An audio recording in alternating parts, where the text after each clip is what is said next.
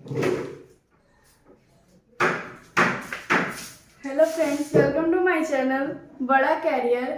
आज हम बहुत दिन के बाद फिर से मिल रहे हैं। कुछ दिनों से वीडियो नहीं बनाया जा रहा था और आज हम एक टॉपिक लेके आए हैं जिसका नाम है न्यूक्लियस, और वही चैप्टर का नाम है फंडामेंटल यूनिट ऑफ लाइफ। उसी का एक टॉपिक पढ़ेंगे जिसका नाम है न्यूक्लियस।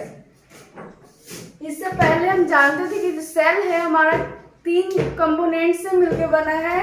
फर्स्ट है हमारा प्लाज्मा मेम्ब्रेन, सेकंड है साइटोप्लाज्म, थर्ड है न्यूक्लियस। आज न्यूक्लियस को लेके जो मेरा बेसिक कंपोनेंट्स है न्यूक्लियस, आज उसके बारे में हम स्टडी करेंगे। तो समझते हैं कि आखिर न्यूक्लियस होता क्या है। यहाँ पे न्यूक्लियस का पूरा डायग्राम दिया गया है। ये हमारा क्या है, न्यूक्लियस। अब हम बारी बारी करके एक एक को समझेंगे कि न्यूक्लियस क्या होता है, इसका कितना पार्ट होता है। तो चलिए अब पढ़ते हैं। फर्स्ट बोलते हैं न्यूक्लियस। न्यूक्लियस जो है वो क्या है, सेलुलर कंपोनेंट है। सेलुलर कंपोनेंट कहने का मतलब है सेल का कंपोनेंट। क्या है, सेल का कंपोनेंट है, सेल का तत्व है।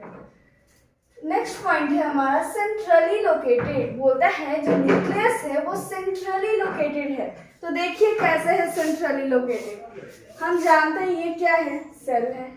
सेल के अंदर क्या होता है, न्यूक्लियस। तो न्यूक्लियस देखिए तो ये कहाँ प्रेजेंट है, इसके सेंटर में प्रेजेंट है। कहाँ, सेंटर में प्रेजेंट। तो वही बोलता है कि न्यूक्लियस क्या होता है, सेंट्रली लोकेटेड, यानी कि उसके सेंटर में होता है, सेल के सेंटर में प्रेजेंट होता है। थर्ड टॉपिक है, बोलते हैं लार्ज इन साइज। जो न्यूक्लियस होता है उस सेल के अंदर उसका जो साइज होता है वो क्या होता है, बड़ा होता है। क्या होता है, बड़ा। और अदर कंपोनेंट्स के मामले में जो न्यूक्लियस है हमारा, उसका साइज क्या होता है, बड़ा होता है। यानी कि जो हमारा ये न्यूक्लियस है वो साइज में कैसा है, बड़ा है। अब बोलता है लार्जेस्ट सेल कंपोनेंट। तो सेल कंपोनेंट्स हम लोग पढ़े हैं, plasma membrane, cell wall, cytoplasm. ये वो सबसे बड़ा कौन है, न्यूक्लियस है। यानी बोलता है कि सबसे बड़ा कौन है, सेल कंपोनेंट सबसे बड़ा कौन है, तो न्यूक्लियस। तो लार्जेस्ट सेल कंपोनेंट हमारा क्या हो जाएगा, न्यूक्लियस हो जाएगा। इसको हमको लगता है कि इसको आप स्टार लगा लीजिए, तो आपको एकदम अच्छा पॉइंट है ये जानने के लिए कि हमारे मतलब सेलुलर कंपोनेंट में या कहें सेल कंपोनेंट में सबसे बड़ा जो है कंपोनेंट वो कौन है, तो हमारा न्यूक्लियस है। नेक्स्ट पॉइंट है, बोलता है it is prominent part of cell. Prominent मतलब क्या होता है, तो प्रोमिनेंट मतलब क्या होता है, प्रमुख या मुख्य। कहने का मतलब जो प्रोमिनेंट पार्ट ऑफ सेल, यानी जो न्यूक्लियस है वो हमारे सेल का प्रोमिनेंट पार्ट है। कहने का मतलब मुख्य पार्ट है। यानी हमारे घर मेंबर्स में हमारे घर के जैसे कि मुखिया होते हैं, वो सब घर के कार्य वगैरह को देखते हैं। उसी तरह जो सेल में जो हमारे पूरे काम की एक्टिविटी को देखता है, वो कंट्रोल करता है, वो हमारा कौन है, न्यूक्लियस। इसलिए इसको क्या बोला जाता है, प्रोमिनेंट पार्ट, यानी मुख्य पार्ट है सेल का। कौन, तो ये न्यूक्लियस है। तो हम जान गए कि प्रोमिनेंट पार्ट क्या है, तो न्यूक्लियस है। नेक्स्ट है हमारा it controls all the activities of the cell. बोलता है कि जो न्यूक्लियस है वो सेल के सभी एक्टिविटी को क्या करता है, कंट्रोल करने का काम करता है। यानी कि हम माने कि एक तरह से हम कह सकते हैं it is brain of the cell. It is brain of the cell, brain of the cell. यानी जो न्यूक्लियस है हमारा उस सेल का क्या है, ब्रेन है। जिस तरह से ह्यूमन बींग्स में क्या होता है, हम लोग का हर एक्टिविटी को कंट्रोल कौन करता है, हमारा ब्रेन करता है। उसी तरह न्यूक्लियस में सेल में पूरे एक्टिविटी को कंट्रोल करने का काम कौन करता है, तो हमारा न्यूक्लियस करता है। तो इसलिए ये बोलते हैं it controls all the activities of the cell. ये सेल के सभी एक्टिविटीज को क्या करने का काम करता है, कंट्रोल करने का काम करता है। It is brain of the cell. बोलता है कि सेल का क्या है, ब्रेन है। इसको ब्रेन कहा गया क्योंकि ये पूरे पार्ट को क्या हो रहा है सेल के अंदर, क्या मतलब क्या प्रोटीन बनाना है, हर काम सब कहाँ होता है, किसके द्वारा एक्टिवेट मतलब कंट्रोल किया जाता है, तो हमारे जो न्यूक्लियस जी हैं उनके द्वारा। तो हमको समझ में आ गया होगा कि न्यूक्लियस होता क्या है, तो हम लोग समझ गए। अब हम पढ़ेंगे कंपोनेंट ऑफ न्यूक्लियस, यानी जो न्यूक्लियस है हमारा वो किन किन कंपोनेंट से मिलकर बना है। तो बोलता है कंपोनेंट ऑफ न्यूक्लियस। न्यूक्लियस का दो कंपोनेंट है। कितना कंपोनेंट? दो। पहला है हमारा न्यूक्लियर इन्वेलप और दूसरा क्या है? न्यूक्लियोप्लाज्म। न्यूक्लियोप्लाज्म फर्स्ट है हमारा न्यूक्लियर इन्वेलप और सेकंड है हमारा न्यूक्लियोप्लाज्म। तो समझते हैं, सब बारी बारी से समझते हैं क्या होता है न्यूक्लियर इन्वेलप और क्या होता है न्यूक्लियोप्लाज्म। तो देखिए यहाँ न्यूक्लियर इन्वेलप, इसको हम ऐसे शॉर्ट में लिख दिए NE, तो आप समझ ही रहे होंगे। अब देखिए न्यूक्लियर इन्वेलप, तो हम न्यूक्लियर इन्वेलप को समझने के लिए चलिए डायग्राम की तरफ चलते हैं। तो देखिए यहाँ लिखा हुआ है कि क्या है? Nuclear envelope. तो आपको देखिए ये न्यूक्लियस है हमारा, ये जो है समझते हैं यहाँ, ये न्यूक्लियस है हमारा। मान लीजिए सेल के अंदर न्यूक्लियस हो गया और ये जो न्यूक्लियस है वो दो मेम्ब्रेन से बाउंड होता है। कितने मेम्ब्रेन से? दो मेम्ब्रेन से बाउंड होता है। तो यहाँ देखिए ये फर्स्ट मेम्ब्रेन है हमारा और ये क्या है? सेकंड मेम्ब्रेन है। और ये इसी दोनों को मिला के क्या बोल दिया गया? Nuclear envelope. इन्वेलप की तरह, यानी कि जो न्यूक्लियस मतलब ऊपर से मेम्ब्रेन करने का, बाउंड करने का काम कौन करता है? तो न्यूक्लियर एनवेलप करता है। तो ये देख रहे हैं कि इसको क्या बोलते हैं? न्यूक्लियर एनवेलप बोलते हैं। तो हम समझ गए कि न्यूक्लियर मतलब ये सेल है, सेल के अंदर ही हमारा न्यूक्लियस, और न्यूक्लियस भी जो है ना दो मेम्ब्रेन से बाउंड है और उसी को, दोनों मेम्ब्रेन को हम क्या बोल दे रहे हैं? न्यूक्लियर इन्वेलप, यानी NE। अब बोलता है न्यूक्लियर इन्वेलप, और इसके बारे में आगे और जानेंगे। तो बोलता है it composed of 2 nuclear membrane. बोलता है कि जो हमारा न्यूक्लियर इन्वेलप है वो किससे कंपोज करने का मतलब बना है? किससे बना है? तो हमारा किससे बना है? 2 न्यूक्लियर मेम्ब्रेन से बना। तो 2 न्यूक्लियर, एक मेम्ब्रेन ये रहा हमारा और एक मेम्ब्रेन क्या रहा? ये, जैसे यहाँ देख रहे हैं एक ये रहा, ठीक। यानी बोलता है कि जो न्यूक्लियर इन्वेलप है वो 2 न्यूक्लियर मेम्ब्रेन से कंपोज्ड है, यानी कि बना है। नेक्स्ट पॉइंट है कवर न्यूक्लियस। कहता है कि जो न्यूक्लियर इन्वेलप है वो किसको कवर करता है? न्यूक्लियस को कवर करने का काम करता है। तो न्यूक्लियस को कवर करने का काम कौन करता है? तो न्यूक्लियर एनवेलप करता है। जैसे देखिए हम समझते हैं कि कैसे इसको कवर करने का काम करता है। तो देखिए ये हमारा क्या है? सेल है, सेल के अंदर न्यूक्लियस। अब ये 2 मेम्ब्रेन है, तो 2 मेम्ब्रेन हो गया, तो एक ये मेम्ब्रेन और एक ये, तो ये जो बीच वाला है ये वो क्या है? हमारा न्यूक्लियस है। और ऊपर से एक मेम्ब्रेन जो आपको दिख रहा है वो उसको क्या किए? कवर किए हुए है। तो न्यूक्लियस को कवर कौन करता है? ये हमारा यहाँ पे ऑब्जेक्टिव क्वेश्चन बन रहा है।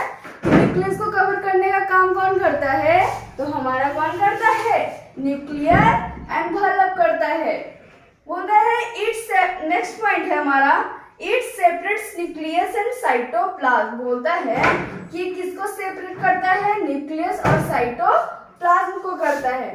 तो हम समझते हैं फिर से कि ये कैसे करता है न्यूक्लियस और साइटोप्लाज्म को। तो देखिए ये हमारा शेल हो गया, ये हमारा न्यूक्लियस हो गया। अब इसके बाउंड जो है ये हमारा क्या रहता है? सेल के अंदर क्या रहता है? साइटोप्लाज्म होता है। और बोलता है ये हमारा क्या है? मेम्ब्रेन ले लेते हैं, एनी ले लिए, ये मान लिए कि ये न्यूक्लियस है और उसके ऊपर ये क्या है? एनवेलप है। और ये हमारा क्या हो गया? न्यूक्लियस। अब देखिए बोलते हैं सेपरेट्स न्यूक्लियस एंड साइटोप्लाज्म। जो एनी है हमारा न्यूक्लियर एनवेलप है वो देखिए ये साइटोप्लाज्म है। अब ये एक दूसरे से दोनों को देखिए तो कवर किए हुए, यानी कि सेपरेट किए हुए, उसको उधर बांध के रखा और उसको उधर बांध के रखा है, यानी कि कोई भी कंटेंट एक अंदर से बाहर ना हो पाए, इसी कारण। तो ये न्यूक्लियस को, यानी न्यूक्लियर जो एनवेलप है वो न्यूक्लियस को क्या करता है? तो सेपरेट करने का काम करता है। अब बोलता है नेक्स्ट पॉइंट है हमारा pores are present called nuclear pores, यानी कि बोलता है कि हमारे न्यूक्लियर इन्वेलप में क्या प्रेजेंट होता है, तो पोर्स प्रेजेंट होता है। पोर्स कहने का मतलब है, पोर्स मतलब होता है छेद, छोटे छोटे छेद कर सकते हैं। पोर्स मतलब क्या होता है, छेद होता है। Pores are present called nuclear pores, बोलता है जो पोर्स प्रेजेंट होता है हमारे एनी में, कहने का मतलब न्यूक्लियर इन्वेलप में, उसको हम क्या बोलते हैं, न्यूक्लियर पोर्स बोलते हैं। क्या बोलते हैं, न्यूक्लियर पोर्स। तो आप देखेंगे कि न्यूक्लियस में आखिर हमारा न्यूक्लियर पोर्स है कहाँ। तो चलिए फटाफट हम डायग्राम देखते हैं। तो न्यूक्लियर पोर, तो देखिए यहाँ ये सब के बीच ऐसे है, उसके बाद यहाँ पे थोड़ा सा गैप है। ये सब के बीच क्या है, छोटा छोटा गैप है। ये क्या है, यहाँ पे गैप है, यानी यहाँ पे छेद है छोटा छोटा, और इसी को हम क्या बोल रहे हैं, न्यूक्लियर पोर बोल रहे हैं। क्या बोल रहे हैं, न्यूक्लियर पोर। तो हम यहाँ पे देख लिए कि कौन हमारा न्यूक्लियर इन्वेलप है और कौन हमारा न्यूक्लियर पोर है। तो समझ गए। अब बोलता है it permit transfer of materials between nuclear plasm. अब बोलता है कि जो हमारा न्यूक्लियर इन्वेलप है वो किसी भी मटेरियल को क्या करता है, ट्रांसफर करने का काम करता है। कहाँ, न्यूक्लियोप्लाज्म के पास। तो हम न्यूक्लियोप्लाज्म के पास समझेंगे।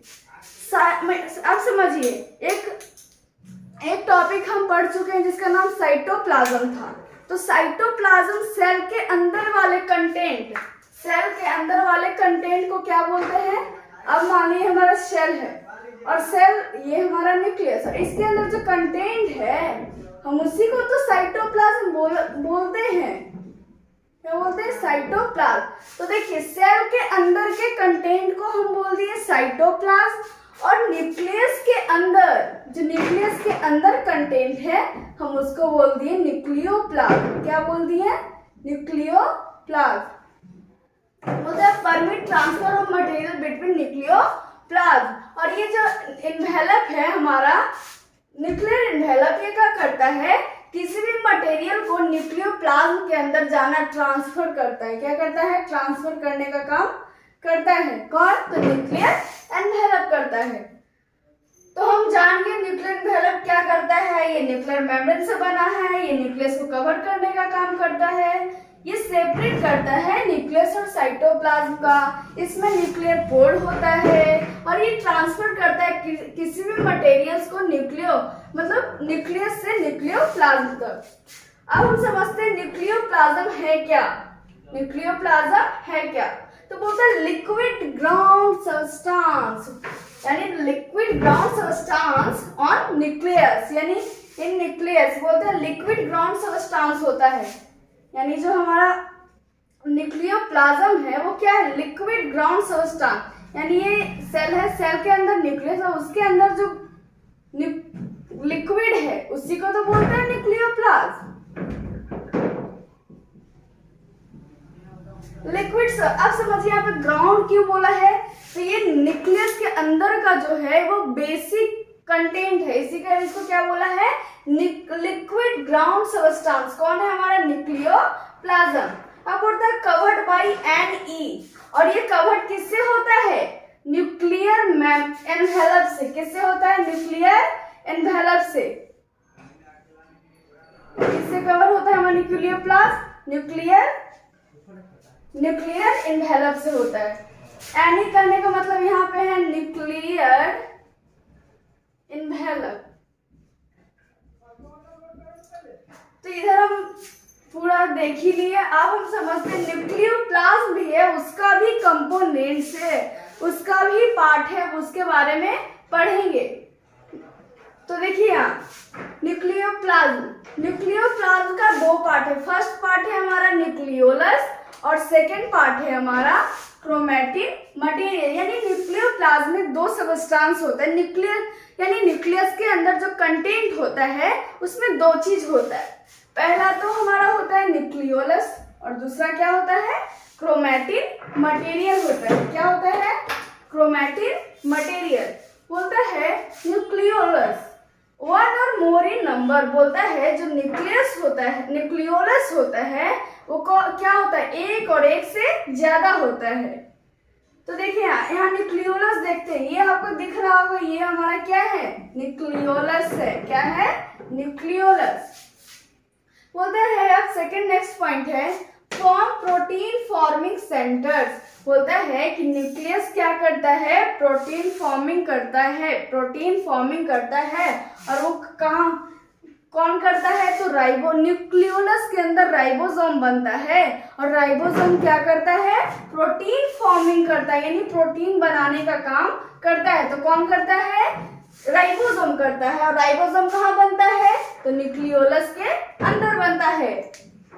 तो हम समझ गए कि न्यूक्लियस एक या एक से ज्यादा हो सकता है, और ये क्या करता है, प्रोटीन फॉर्मिंग करने का काम करता है। अब हम समझते हैं इधर क्रोमैटिन मटेरियल। क्रोमैटिन मटेरियल है क्या, सेकंड जो हमारा न्यूक्लियोप्लाज्म का पार्ट है वो हमारा है क्रोमैटिन मटेरियल। तो अब हम देखते हैं क्रोमैटिन मटेरियल होता क्या है। तो होता है entangled mass of thread like structure. बोलता है इंटैंगल्ड मतलब सुलझा हुआ, उलझा हुआ। जैसे कि अब मान लें हम लोग कोई मतलब उसको क्या बोलते हैं, थ्रेड ले लें और उसको पूरा निकाल दे और मतलब कहीं पर ड्रॉप कर दे, गिरा दे, तो आप देखते हो कि एक जगह सब उलझ जाता है, मतलब एक दूसरे में क्या हो जाता है, वो उलझ जाता है। तो वही बोलता है इंटैंगल्ड मास ऑफ, उसका इंटैंगल्ड होता है, उसका मास होता है, और उसका स्ट्रक्चर कैसा होता है, थ्रेड लाइक होता है। तो अब हम देखते हैं भाई कि थ्रेड लाइक है कहाँ। तो चलिए आते हैं न्यूक्लियस के अंदर। तो आपको ये दिख रहा होगा ऐसे ऐसे, जो आपको दिख रहा है वही हमारा क्या है, क्रोमैटिन मटेरियल है। क्या है, क्रोमैटिन मटेरियल। अब होता है during cell division. Cell division हमको पता है कि सेल क्या होता है, एक से नेक्स्ट सेल, यानी सेल क्या होता है, डिवाइड होता है। अगर सेल डिवाइड नहीं होगा तो ऑर्गेनिज्म का निर्माण होगा नहीं। तो सेल डिवीजन भी बहुत जरूरी है, बिना सेल डिवीजन कुछ होने वाला नहीं है। तो during cell division chromatin materials gets organised into chromosome. बोलता है कि सेल डिवीजन के समय जो क्रोमैटिन मटेरियल होता है वो किसमें ऑर्गेनाइज हो जाता है, क्रोमोसोम बन जाता है। यानी क्या बन जाता है, क्रोमोसोम। यानी कि जो भी क्रोमैटिन मटेरियल ऐसे आपको दिख रहा है वो किस में कन्वर्ट हो जाएगा,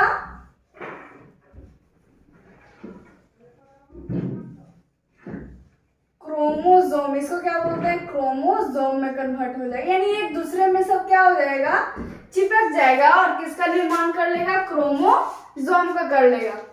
तो न्यूक्लियोलस भी समझ गए, क्रोमैटिन मटेरियल भी समझ गए। अब थोड़ा न्यूक्लियस का फिगर को देख लेते हैं, डायग्राम को इसमें है क्या। तो पहला चीज आप देख रहे होंगे ये क्या है, तो ER यानी कि इंडोप्लाज्मिक रेटिक्यूलम है। क्या है, इंडोप्लाज्मिक रेटिक्यूलम। तो अगर एक यहाँ पे से क्वेश्चन बनता है कि न्यूक्लियस से जो सटा हुआ होता है वो कौन सा सेल ऑर्गेनल्स, ये हमारा एक सेल ऑर्गेनल्स है जिसका नाम है इंडोप्लाज्मिक रेटिक्यूलम। तो बताइए उस मतलब सेल ऑर्गेनल्स का नाम बताइए जो न्यूक्लियस के कांटेक्ट में होता है। तो वो कौन है हमारा, ER यानी इंडोप्लाज्मिक रेटिक्यूलम। अब बोलता है क्रोमैटिन मटेरियल, तो हम देख ही लिए क्या होता है, ये जो आपको दिख रहा है जिगजैग वो हमारा क्या है, क्रोमैटिन थ्रेड लाइक स्ट्रक्चर, वही क्या है हमारा क्रोमैटिन मटेरियल है। अब समझेंगे पेरी न्यूक्लियर स्पेस क्या होता है। तो आप देख रहे होंगे कि ये दो न्यूक्लियर से बाउंड था, दो न्यूक्लियर, और इसके बीच का जो स्पेस है, ये जो आपका स्पेस दिख रहा है, यही क्या है हमारा पेरी न्यूक्लियर स्पेस। क्या है, पेरी न्यूक्लियर स्पेस है। और ये हमारा इसके अंदर का कंटेंट, ये जो है ये सब आपको दिख रहा है, वही हमारा क्या, लिक्विड। ये जो लिक्विड है न्यूक्लियस के अंदर, वही हमारा क्या है, न्यूक्लियोप्लाज्म है। क्या है, अब न्यूक्लियर इन्वेलप क्या होता है, तो दो मेम्ब्रेन से बाउंड होता है, उसी को क्या बोलते हैं, न्यूक्लियर इन्वेलप बोलते हैं। न्यूक्लियोलस क्या होता है, तो न्यूक्लियोलस तो अभी हम जाने पढ़े कि नंबर्स में होता है, एक से ज्यादा होता है, और ये करता है प्रोटीन फॉर्मिंग का काम करता है। और अभी न्यूक्लियर पोर, ये हम देख ही रहे थे कि बीच बीच में गैप था छोटा छोटा, इसी को हम क्या बोल रहे थे, न्यूक्लियर पोर बोल रहे थे। आई होप ये न्यूक्लियस के बारे में जितना भी बताया गया आपको समझ में आ गया होगा। इसको अच्छे से पढ़िएगा तो बहुत ही अच्छा रहेगा। और थैंक्स, अब मिलते हैं नेक्स्ट वीडियो में। तो अभी तक के लिए बाय।